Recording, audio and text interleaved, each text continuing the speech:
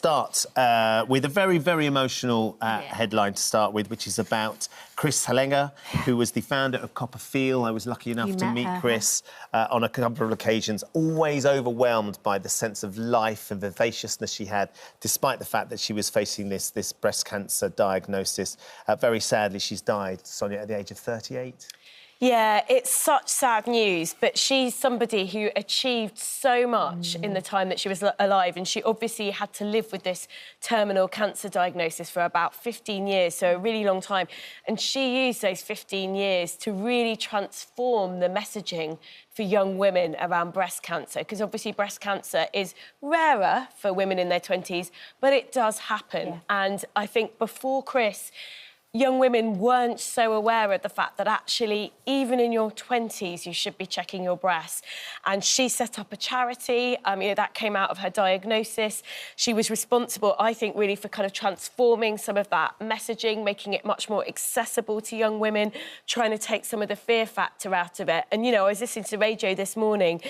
There was a woman who was diagnosed with breast cancer in her 20s, and it's now in remission.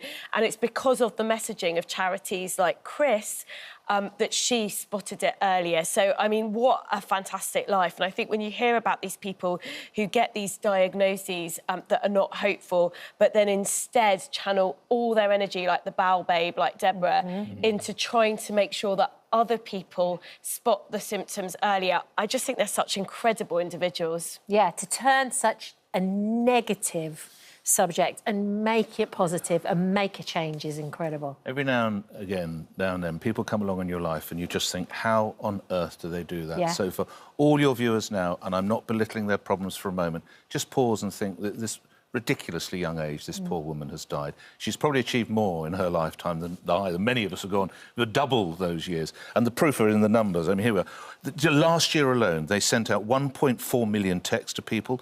There were 120,000 subscribers, 3,000 educational packs. That's in 1 year alone. In total, they raised more than £25 million. You just stop in absolute awe. A brilliant life, cut too short, but what a legacy. Absolutely. Brilliant life lived. Absolutely. I loved she had a living funeral. Yes. Funeral, as she called it. I just love that idea. It's just incredible. So you're at it. And I mean, again, I think it takes someone quite special to face that, because we're all so scared of death and so scared of getting a terminal prognosis, and to face it with that kind of vivaciousness and to do a living funeral the year before you die, I mean, it's just amazing, really. I mean, Dawn French turned up as the vicar of Dibley, like... It was a celebration, I think, and I think that's how we should remember her. Definitely. Thank you for visiting our This Morning YouTube channel. We upload new content every day, so go ahead and hit that subscribe button so you don't miss out, and we'll see you in the morning.